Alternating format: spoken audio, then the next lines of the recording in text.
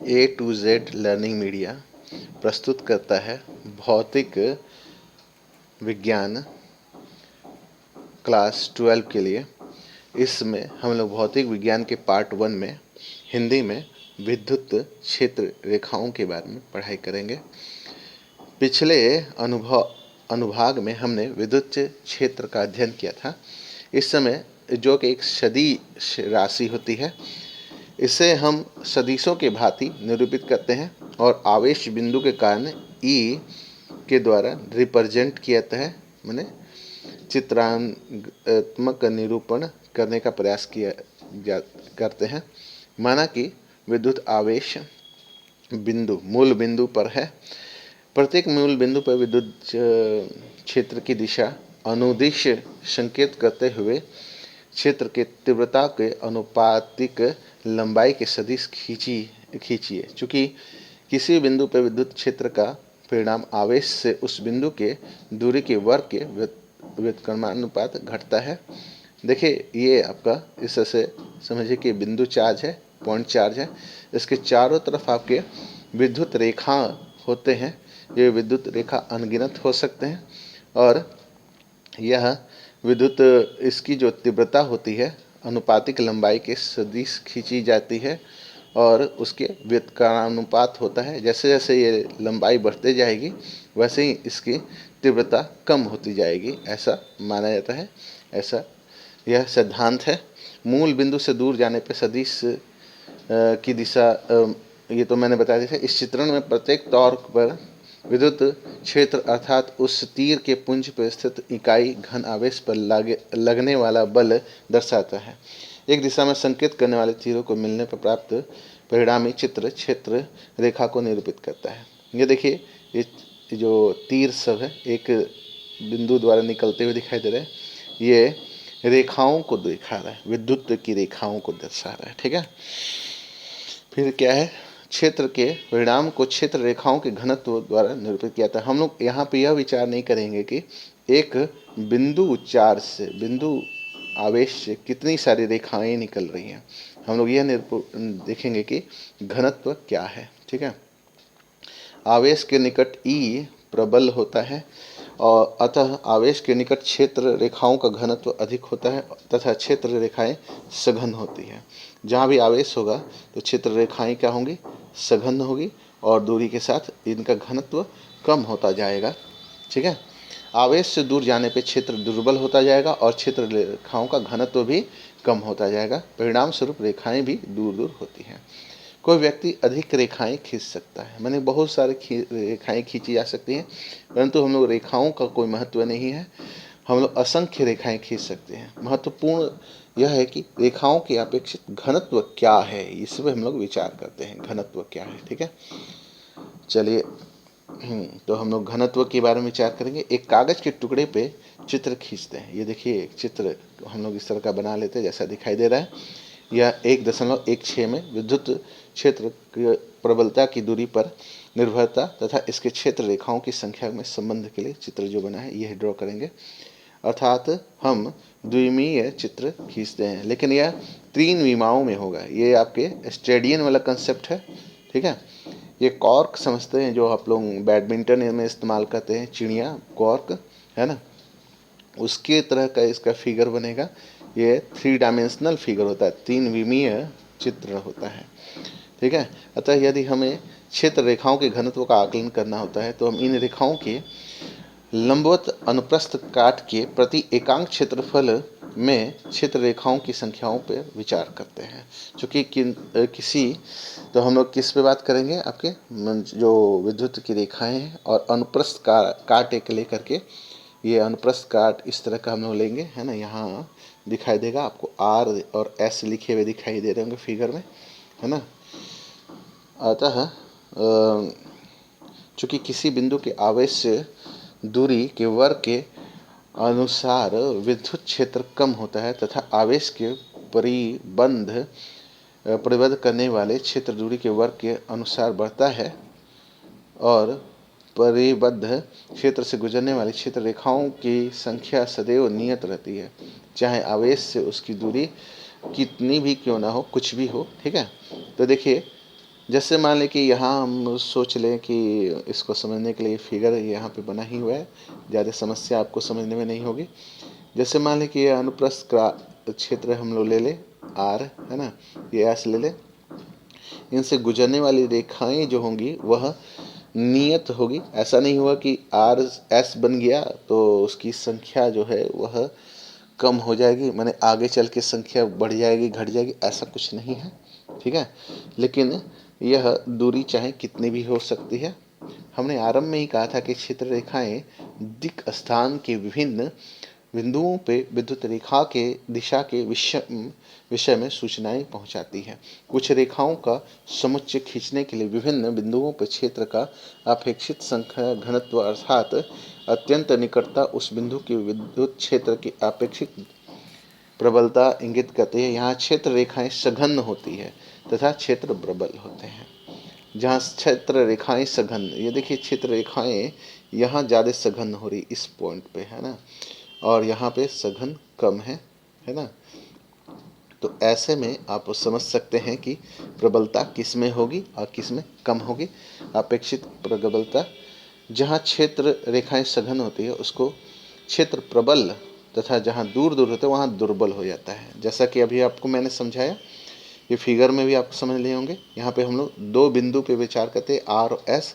वहाँ के क्षेत्र रेखाओं का अविलंब दो समान तथा छोटे क्षेत्र अवयवों की कल्पना कर सकते हैं।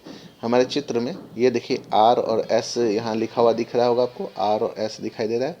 प्रबल तथा लिखा हुआ प्रबल क्षेत्र वाला स्थान और दुर्बल क्षेत्र वाला स्थान। आगे हम लोग चलते हैं इसमें, है ना।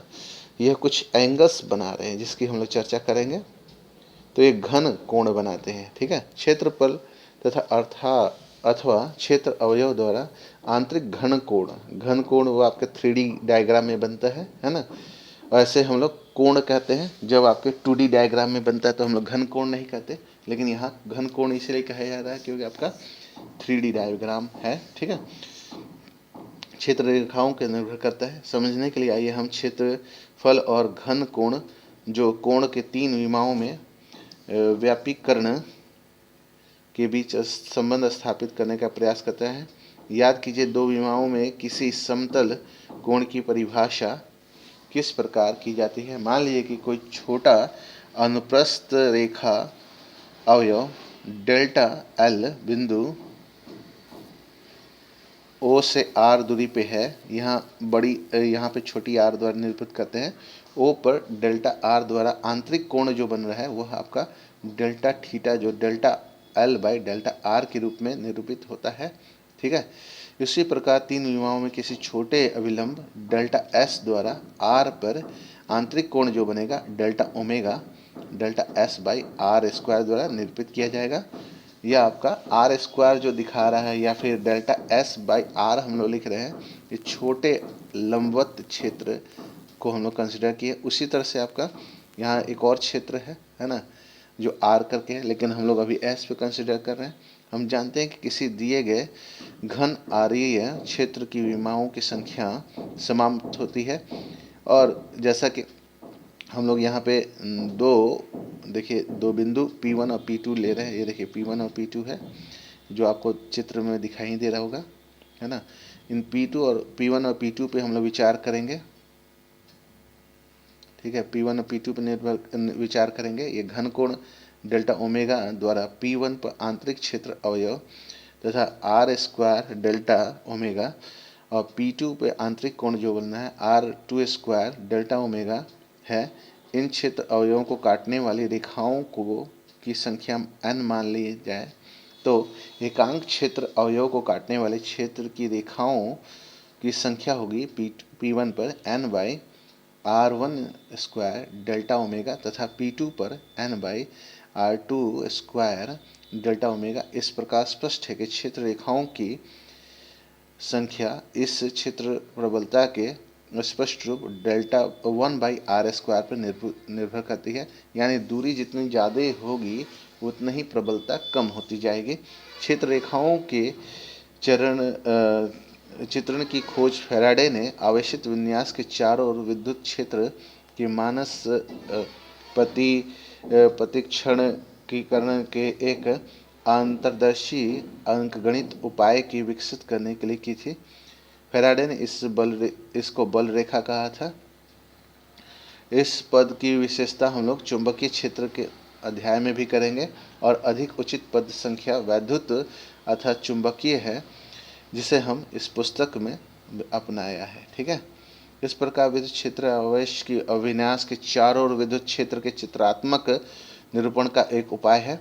व्यापक रूप में विद्युत क्षेत्र रेखा एक वक्र होता है जिसके किसी भी बिंदु में खींचा गया स्पर्शीय रेखा उस बिंदु पर लगे नेट बल की दिशा को निरूपित करता है। यानी इस चीज़ को ध्यान देंगे, उस बिंदु पे नेट बल को निरूपित करता है क्या, तो खींची गई जो आपके किसी बिंदु पर खींचा गया स्पर्शी उस बिंदु पर नेट बल को निरूपित करता है। एक वक्र किसी बिंदु पर स्पष्ट रूप से स्पर्शी द्वारा विद्युत की दो संभावित दिशाओं में से एक दिशा दर्शाने के लिए एक वक्र पर तीर का चिन्ह अंकित करना अनिवार्य होता है। इससे एक दिक् स्थान वक्र तीन दिशाओं में वक्र होता है। ठीक है, इससे आप समझ जाएंगे, तीन विन्यासों में है तो तीन दिशाओं में होगा। अब चित्र आता है आपका 1.17 है ना। ये देखिए चार चार फिगर्स बने हुए हैं ABCD करके, इनके बारे में विचार करेंगे। में कुछ सरल आवेश विन्यासों के चारों ओर क्षेत्र दिशाओं को दर्शाया गया है। जैसा पहले वर्णन किया जा चुका है, ये क्षेत्र तीन विमाओं में दिक् स्थान यदि चित्र में इन्हें केवल एक तल में दर्शाया गया है। एकल घनावेश के कारण अरीय विमुखी, यानी अगर मान ली कि एक ही चार्ज वाले होंगे, जैसे QQ होगा प्लस चार्ज के चलते, इनमें प्रतिकर्षण तथा अगर विजातीय आवेश होंगे तो इनमें द्विध्रुव के चलते आपके क्षेत्रीय रेखाएं स्पष्ट होंगी।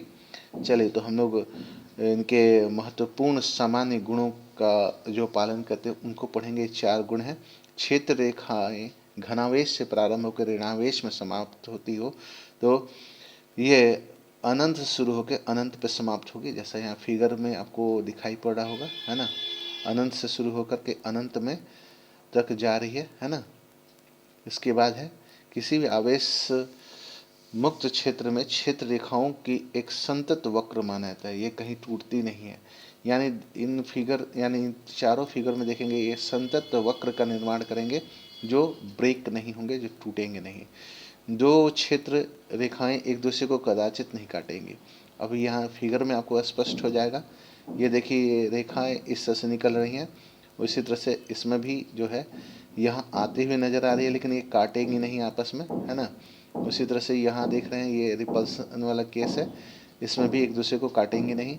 और यहाँ भी देखिए ये यहाँ से यहाँ तक मूव कर रही है, लेकिन यह एक दूसरे को क्रॉस नहीं करते। ठीक है, चलिए अब हम लोग अगले पॉइंट पे आते हैं। ये आपका लास्ट पॉइंट है। स्थिर विद्युत क्षेत्र बंद लूप नहीं बनाती। यह विद्युत क्षेत्र संरचना प्रकृति में इससे अनुशासित है, जिसको हम लोग अध्याय 2 में देखेंगे। स्थिर विद्युत में कोई लूप नहीं बनता। ठीक है, ये कोई एक लूप नहीं निर्माण कर लेते हैं। ठीक है, किसी भी फिगर में आप देख लेंगे कोई एक लूप नहीं बन रहा है। ठीक है, चलिए आज की वीडियो में इतना ही। अगले वीडियो जो बनेगा आपका वैद्युत फ्लक्स का बनेगा। इस वीडियो को आप लाइक करें, शेयर करें, सब्सक्राइब करें। जैसा कि मैं आपको मैंने पहले भी बोला है कि आपके जो 12th क्लास के बच्चे हैं उनके फिजिक्स, केमिस्ट्री, मैथ्स और बायोलॉजी के इंग्लिश और हिंदी दोनों में वीडियो बनेंगे। एज पॉसिबल आपके क्वेश्चंस हैं, है ना, जो आपके सैम्पल क्वेश्चंस हैं उनका भी जो है सॉल्यूशन के साथ मैं डिस्कस करूँगा।